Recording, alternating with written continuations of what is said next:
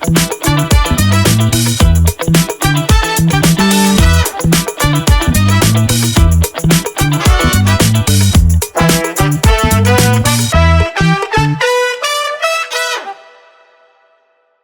bismillahirrahmanirrahim. Assalamualaikum warahmatullahi wabarakatuh, dan salam sejahtera, salam Malaysia Madani buat tuan-tuan dan puan-puan khususnya TKP Pembangunan yang hadir pada petang ni lah untuk bicara perpustakaan kita. Jadi tajuk pada petang ini, air jatuh dari langit, kenapa bandar kita masih tenggelam. So itu dia punya tajuk yang agak orang kata klise lah. Jadi sebenarnya tuan-tuan dan puan-puan, kita bercakap pada satu topik yang sangat biasa dengan kita lah, hujan kan. So topik hujan ni saya rasa kita pun semua tahu, hujan memang semua orang pernah kena hujan, biasa main dengan hujan. Cuma bila hujan, kadang-kadang kita terfikir kita nak cari payung untuk kita berlindung kan. Kemudian kita pernah terperangkap dalam kesesakan. So itu time kita berada dalam situasi yang kadang-kadang kita susah nak imagine. Nanti boleh bagi slide. Lepas tu tapi kita kena fikir, bila hujan yang situasi hujan yang lebat ni kan, kalau kita tengok pada masa kini, kalau kita tengok dulu macam dia punya banjir tu macam agak orang kata tidak selalulah, tapi bila pada masa kini kerap hujan lah, especially dekat kawasan-kawasan bandar. Jadi saya punya persoalan ataupun topik perbincangan ini, itulah yang akan kita bincangkan pada petang ni. Jadi adakah sebenarnya hujan ni terlalu banyak ataupun dia punya intensiti tu semakin kerap, semakin tinggi ke? So ataupun cara kita membina bandar kita. So cara kita membina bandar kita itu yang menyebabkan kita punya situasi itu sebenarnya bertambah teruk. Jadi saya pergi kepada part yang kedua, air adalah kehidupan. Jadi saya ada edarkan slide yang untuk kita tengok. Jadi sebelum kita bercakap tentang banjir, kita kena tahu bahawa air ni sebenarnya adalah asas kehidupan. Bagaimana air sebenarnya, kalau kita tengok tamadun dulu-dulu, dia bermula dengan pertempatan manusia di tepi sungai, bagaimana kita menggunakan air sebagai sumber lah. Dan untuk itu juga kita tengok pokok, kita bayangkan ada kawasan dekat hutan, ada air sungai, kemudian air terjun. So air itu satu-satu punca ataupun sumber kehidupan, nadi kehidupan manusia. Jadi kita kena tengok kenapa pada hari ni hujan tu kita fikir macam dia satu risiko. So ini sebenarnya sebenarnya hujan tidak pernah berubah menjadi musuh kita lah, tapi kita kena sebenarnya yang berubah adalah bagaimana kita membina kita punya bandar, itu yang menyebabkan kita rasa tak selamat. So bila hujan je kita rasa macam ini kan air naik, so kita kena keluar cepat daripada office, kita kena cepat-cepat balik rumah. Kita kena sampai dekat rumah adalah tempat yang selamat. So kita rasa takut dengan hujan. So ini yang kita bawa kepada senario yang seterusnya, adalah kita lihat kalau dalam slide itu di page yang keempat, kita tengok di sebelah kiri kita ada hutan ataupun kawasan yang dulunya yang belum ada pembangunan, dan di sebelah kanan adalah bandar yang moden. So kita nampak kalau dalam situasi kawasan hutan tu, apabila hujan turun, setiap pokok, setiap flora dan fauna tu dia akan serap air, dia akan absorb water tu. So di kawasan bandar pula, bila hujan turun saja, dia akan kena dekat kita punya bumbung, terus dia mencari tempat yang rendah untuk air itu pergilah. So kita nampak ada dua perbezaan ataupun dua senario yang berbeza lah. Di kawasan yang dulunya tak ada pembangunan, tapi bila dah jadi satu perbandaran moden, air itu dia menyebabkan sampai satu ketika apabila dah terkumpul dengan banyaknya, contoh dekat monsoon drain tu, ataupun dekat kawasan lembangan sungai ke, dia akan jadi banjir. Kalau kita tengok yang dekat kawasan hutan ni, yang asalnya memang semula jadi tanpa ada dibuat pembaharuan ataupun tanpa ada orang kata tangan-tangan yang merosakkan, memang takkan ada banjir lah, kan? Sebab kalau kita tengok dekat kawasan hutan, dia ada pokok yang boleh filter air tu turun ke bawah, dia punya canopy tu dan dia punya batang. Lepas tu dia punya lapisan surface hutan yang ada daun-daun yang jatuh. Sebelum nak sampai ke tanah tu, banyak layer dia kena turun lah. So dia ada kaitan sedikit dengan subjek ecological lah ataupun biologi lah. So kita tengok inilah sebenarnya yang cuba kita tengok balik konsep alam semula jadilah, ataupun kita sebut nature based solution lah. So kalau kita nak selesaikan masalah kita yang hari ni, kan, so kita kena reflect balik apa sebenarnya yang kita dah buat, kan. So itu yang kita kena tengok balik lah. Apabila kita punya tamadun semakin berkembang, kita bina rumah, kita bina jalan, kita bina lebuh raya, dan kita buatkan pusat untuk komersial dan sebagainya. So akhirnya kita punya building footprint tu, itulah yang menyebabkan air tu boleh mengalir dengan cepat lah, kan.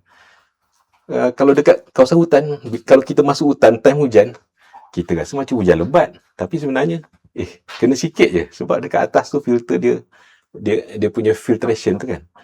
So itulah sebenarnya yang kita cuba bawa satu idea kita sebut macam bandar sponge lah, ataupun sponge city. Tapi saya tak nak pergi terus dulu yang tu. Kita nak bawa kepada bagaimana kita boleh tengok, kan kita basuh pinggan tu, kita guna sponge yang kecil tu, kan. So kita rendam dia dalam sabun tu, kita nakkan dia punya air sabun tu, kita rendam, dan kita letak dekat pinggan tu, kita gosok, so air tu akan keluar sikit-sikit. Macam itulah dia punya konsep sponge ni, dia boleh menyerap, menyimpan, melambatkan, dan dia melepaskan balik air itulah. So konsep sponge ni dengan menyerap, menyimpan, melambat dan melepaskan ni, sebenarnya memang bukanlah nak kata boleh dilaksanakan dengan jayanya dekat Malaysia. So kita kena tengok apa karakteristik yang sesuai itulah. Dia punya kadar resapan air, lepas tu bagaimana bila dia meresap air tu, dia nak simpan dan dia nak melepaskan balik. So benda-benda itu memerlukan satu kajian. Itu yang sekarang ni kita tengah buat dia punya kajian detail untuk garis panduan bandar lestari air. Jadi saya pergi kepada yang seterusnya.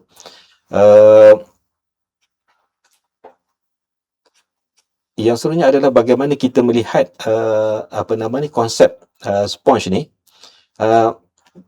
telah dibuat di negara-negara di luar negara lah, di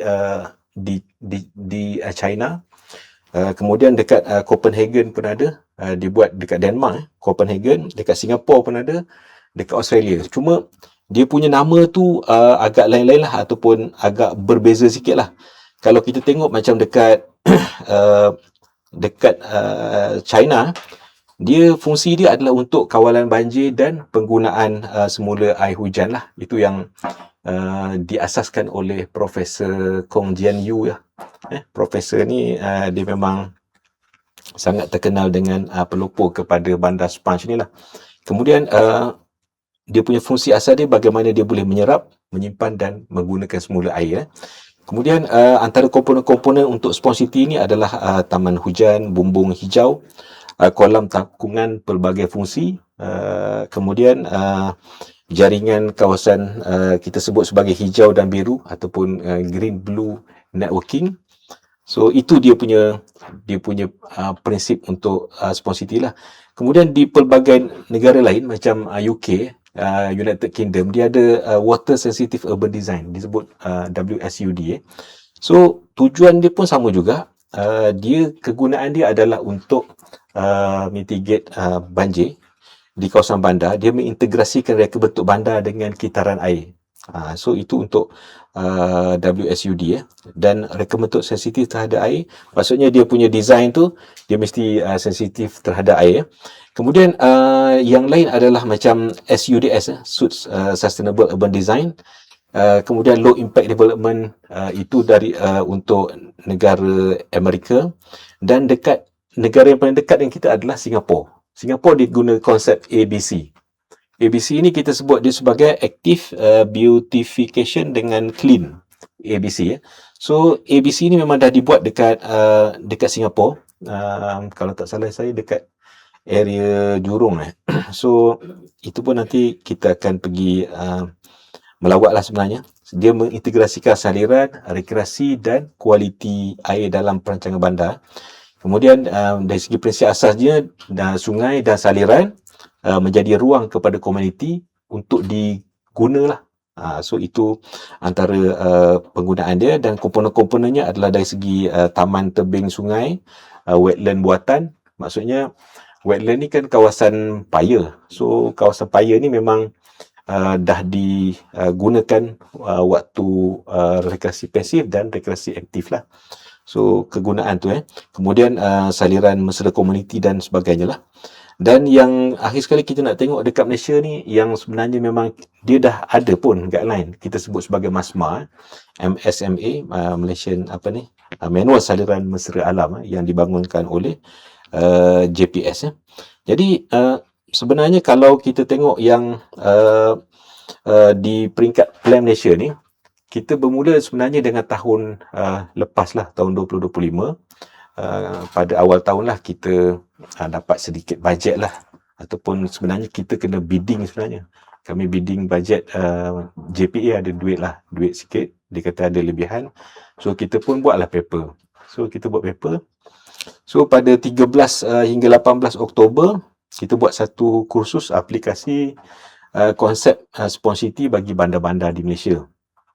So, kita buat kursus ni 2 hari di Malaysia, 4 hari dekat China. So itu first time yang kita buat kursus, kita dapat hantar pegawai lah. So 2 hari punya kursus tu kita jemput pihak JPS, bahagian saliran mesra alam.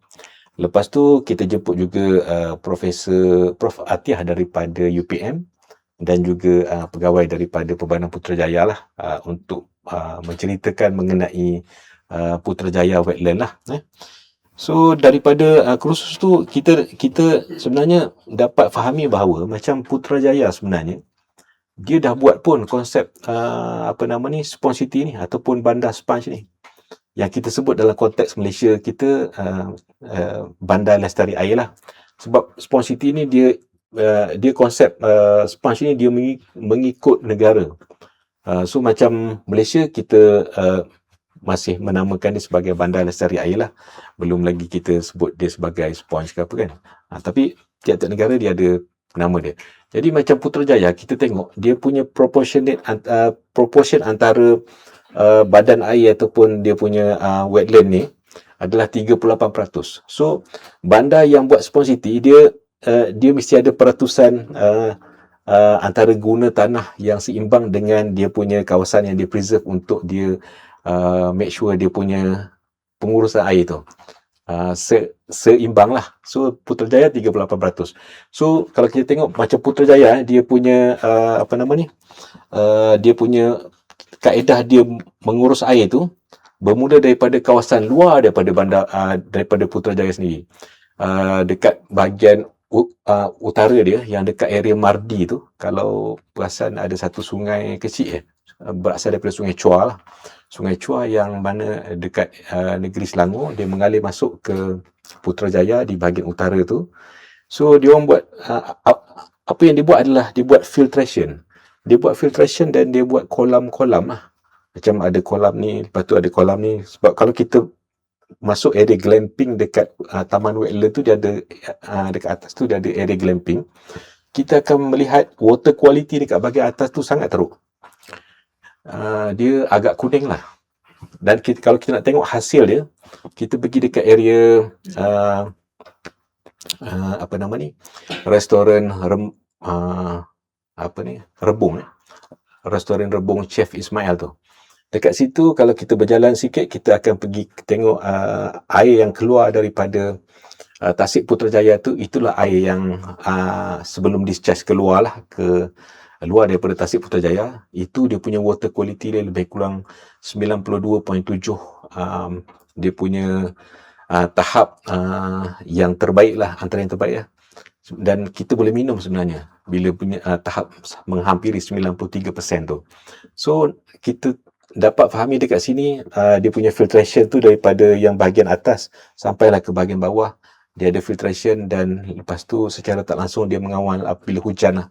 So bila hujan dia ada kawasan air tu ada kawasan untuk bertakung, kemudian merawat dan melepaskan air secara perlahan-lahan lah.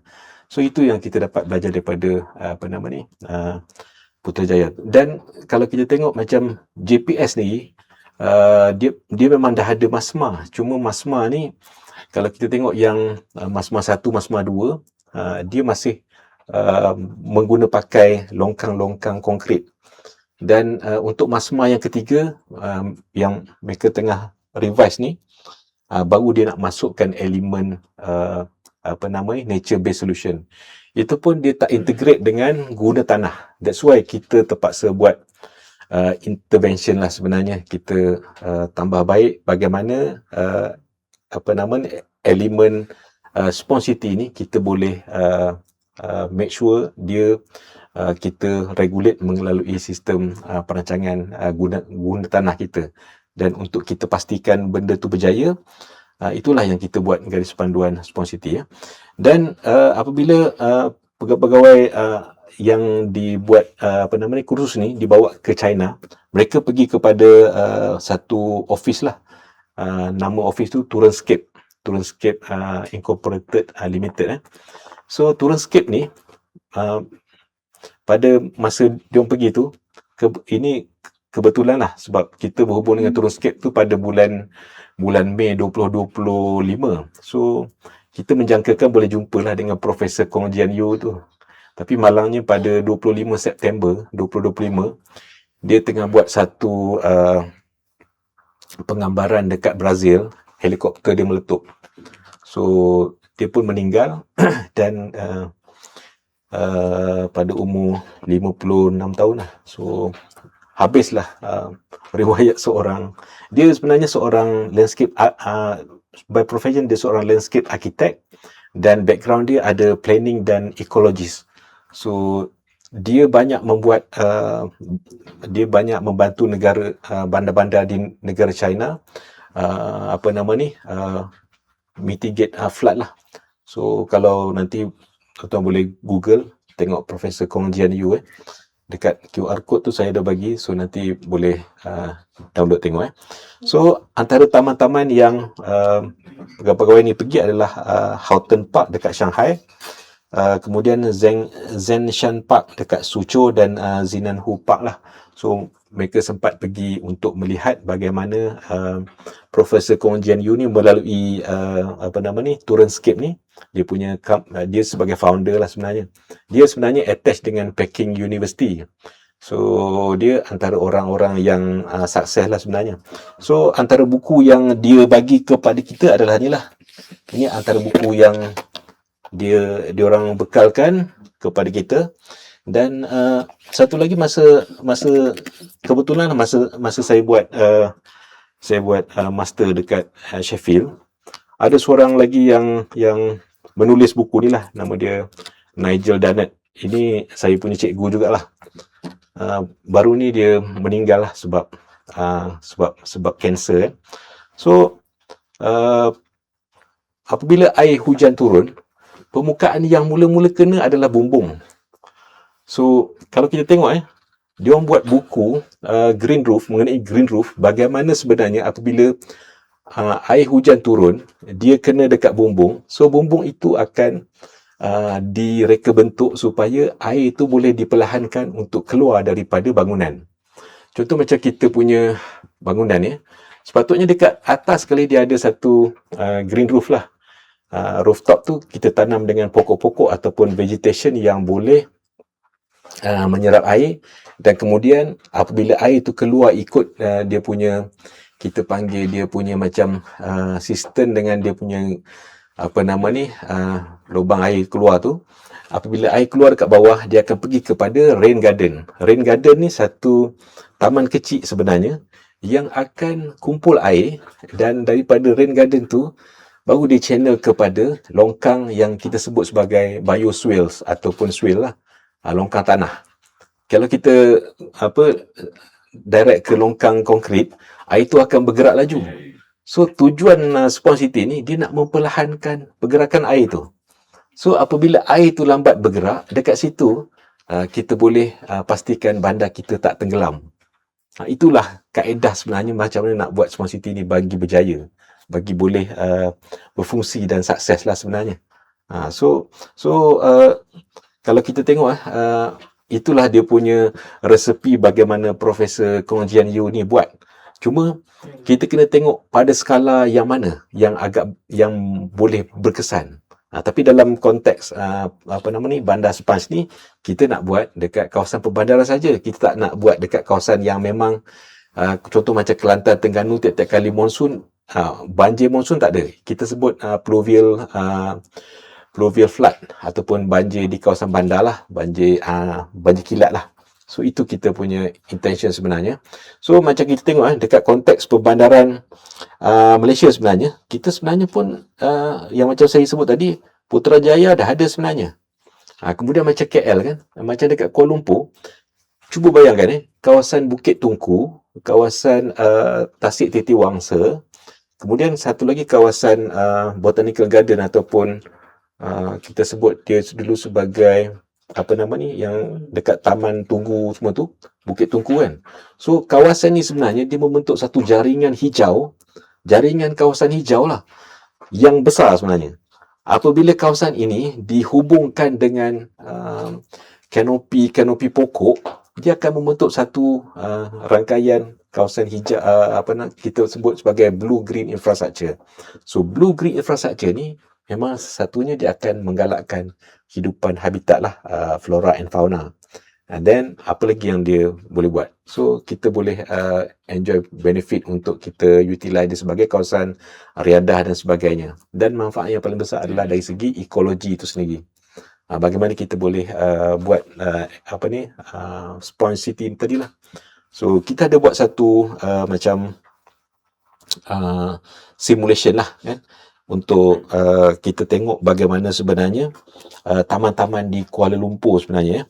Dia ada macam KL Forest Eco Park yang berkeluasan lebih kurang 9.37 hektar. Kemudian KLCC Park lebih kurang keluasannya 20.23 hektar. Taman Tasik Titi Wangsa keluasannya lebih kurang 46.13 hektar. Taman Botani Perdana 69.97 hektar. Taman Tugu 26.71.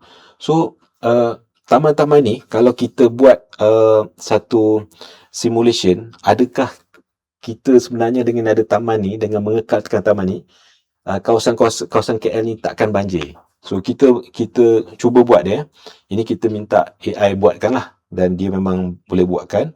So kalau kita tengok tadi, taman-taman ni dia sebagai ekosistem hutan mempunyai kadar resapan yang tinggi. Resapan tu bermaksud apabila hujan turun, dia boleh meresap kadar air yang turun tu lah. Kemudian ada kawasan tahan hujan yang dia boleh catch water. Kemudian ada tasik, ada tanah lembap. So tanah lembap ni sebenarnya penting untuk kita pastikan dia boleh trap water lah apabila air hujan turun. Lepas tu keseluruhan taman ni tadi yang saya sebut tadi, keseluruhannya ada lebih kurang 436 ekar. Kemudian apabila satu uji kaji dibuat, apabila kadar hujan turun dalam 100 mm, so terdapat lebih kurang 176,460 meter padu air yang akan ada. So ini kita buat dia punya simulasi. So kalau kita gunakan konsep bandar span ni tadi, kita nak melambatkan aliran air, nak menyimpannya secara sementara dan make sure dia boleh meresap dalam tanah dan kita nak guna semula balik. So kita kena tengok dia punya imbangan air dekat dalam perbandaran tu, which is 10 hingga 25% air yang dalam tasik tu dia akan melalui proses penyejatan. So air yang dekat dalam tasik tu macam kita letak air dekat dalam cawan, lama kelamaan dia akan kering lah. So dia melalui proses penyejatan tadi. 20 hingga 40% dia akan meresap ke dalam tanah dan air bawah permukaan. Kemudian 5 hingga 30% dia akan run off. Maksudnya dia akan mengalir di permukaan. Kemudian 20 hingga 40% lagi simpanan sementara, dan simpanan sementara itu di dalam tasik ataupun kolam lah. Kemudian 5 hingga 20% dilepaskan secara terkawal ke dalam saliran ataupun ke dalam sungai lah. Jadi apabila kita buat dia punya simulasi itu, kita nak tengok dia punya tahap sponginess. Syarikat Arup Engineering dia ada buat satu kajian mengenai sponginess of the city in the world. Dan daripada sponginess ni dia melihat ketelapan air tau. Adakah satu-satu bandar ni dia tak buat KL, tapi dia buat macam negara Auckland, London. Yang saya ingat Auckland dia merupakan antara bandar yang boleh meresap air yang paling tinggi sebenarnya, which is 35%. Dia punya kadar resapan di kawasan perbandaran dia. Sebab apa? Bila kita tengok satu bandar yang kita bina, semakin tepu bandar, semakin tidak, orang kata, air tidak akan dapat meresap lah. So Auckland bermaksud kalau 35% itu dia punya tahap sponginess tu, dia boleh absorb 35% water lah. Tapi macam London dia kata 22%, kurang daripada tu. So London mungkin dia boleh survive sebab dia ada satu Hyde Park yang besar dekat tengah-tengah bandar dia. Lepas tu dia ada banyak parks lagi macam Kew Garden, James Park dan sebagainya. So itu pentingnya pemeliharaan kawasan lapang dan kawasan macam badan air dekat kawasan perbandaran. So balik kepada tadi, kita nak tengok tahap sponginess tu. So apabila hujan berlaku, kita buat dia punya simulation bahawa volume air larian so volume air larian ni dengan dia punya coefficient water dia, dia ada kaedah pengiraan lah dalam engineering ni, tapi yang ni kita guna automation saja. kita bukan guna dia punya formula lah. So dia akan tengok jumlah hujan tu 50 mm ke 100 mm ataupun 150 mm ataupun 200 mm. So kita cuba buat 100 mm ini yang pada kadar yang pada masa kini lah. Sebab kalau dalam GPS dia kalau 65 mm tu dah macam sangat ekstrim. So kita letak dalam 1 mm. So kita dapati bahawa apabila ada mitigasi kawasan hijau ni, dia sebenarnya boleh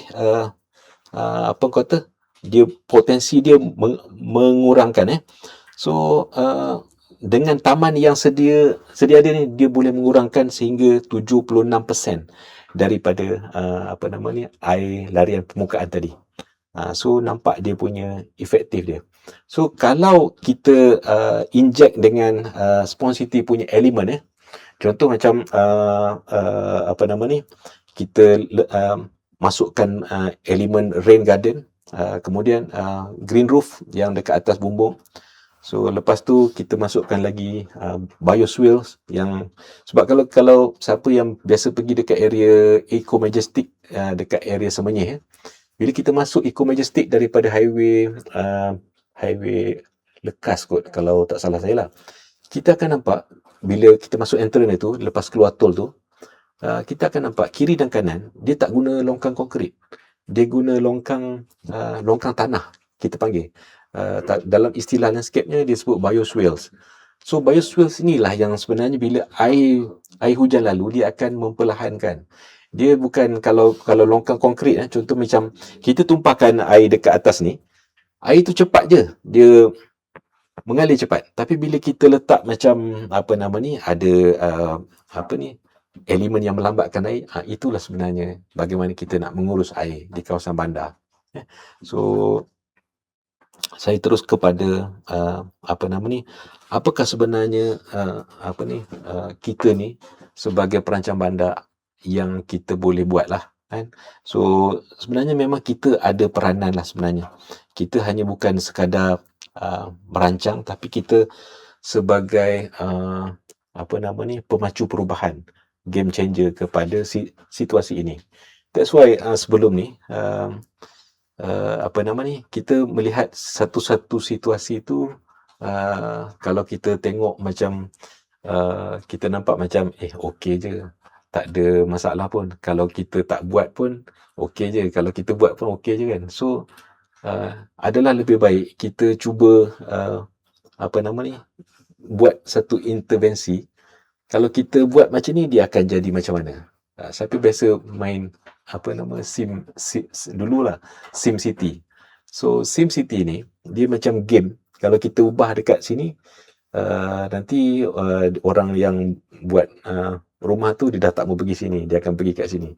Kalau kita ubah kilang dekat kawasan sini, dia dah tak pergi dekat area sini, dia pergi area sini. So macam tu juga dengan banjir lah. So intervensi tu tadi, kita sebagai orang kata pemacu perubahan lah, kita boleh sebenarnya nak mewujudkan satu bandar yang lebih baik ataupun lestari lah kan. Kalau kita tak nak push diri kita tak nak, kita masih dengan cara dan pemikiran yang lama, so kita akan berada di situ sajalah. So pada kami yang cuba buat satu kelainan ataupun pembaharuan, bagaimana kita boleh nak ubah, walaupun Spon City ni sebenarnya bukan subjek perancang bandar, dia adalah subjek engineering kan, subjek JPS lah kan. Tapi kita lihat apabila UN Habitat keluarkan satu finding, dia kata banjir dekat kawasan bandar ni bukan hanya engineering punya failure, tapi planning punya failure. So planning punya failure, kita kena tengoklah kita punya peranan dekat situ, apa yang kita boleh buat. Rupanya kita tengok sebenarnya kita ada garis panduan kawasan lapang juga. Dekat situ kawasan lapang tu yang kita perlu buat mitigasi, bagaimana kita boleh jadikan dia sponge tu. So itu yang kadang-kadang kita kena fikir di luar kotak sikit lah. Dan kalau kita tengok yang slide ke-14 tu, kadang-kadang satu-satu yang membentuk apa kita punya passion tu, kita punya kecenderungan dan kita punya minat tu, a journey towards lah. So macam saya, mungkin saya masuk Plan Malaysia, saya masuk JPBD dulu, saya terus ditempatkan di Jabatan Landscape Negara. So saya duduk kat Jabatan Landscape Negara pun dah 5 tahun. Lepas tu pergi buat Landscape Architect punya course dekat Sheffield. So duduk kat sana lagi 2 tahun. So kita dah nampak dah bagaimana luar negara punya pemikiran yang agak maju dan ke depan untuk dia merancang kepada yang lebih baik lah. So that's why hari ni kita walaupun kita bermula dengan garis panduan dulu, so lepas ni mungkin kita bermula dengan bila kita dah mula dengan garis panduan, kita melangkah pula dengan pilot project lah kan. So pilot project ni bila kita tengok hari ni kalau kita tengok berpuluh-puluh projek tebatan banjir dengan nilai yang berbilion lah, government dah keluarkan duit. So dengan inisiatif Spawn City ni yang kita boleh orang kata tawarkanlah sedikit kita punya kepakaran ataupun apa yang kita tahu tu, mungkin dia boleh menjimatkan perbelanjaan kerajaan dan itulah sebenarnya yang kita dapat sumbangkan lah. Jadi apa nama ni, sebagai penutup lah kepada apa nama ni, perkongsian pada petang ini, mungkin satu hari nanti hujan bukan lagi sesuatu yang kita takutilah, tapi hujan tu boleh jadi sesuatu yang kita raikan ataupun kita suka dengan hujan sebenarnya. Itu yang kerana bandar pada hari ini belajar untuk hidup bersama air, bukannya kita apa nama ni, kita nak takut ataupun kita kena warisilah masa depan. Kita nakkan bandar masa depan yang lebih baik lah sebenarnya untuk orang kata perbandaran yang lebih hijau dan selamat lah. So saya rasa itu saja perkongsian untuk petang ni. Terima kasih banyak-banyak. Assalamualaikum.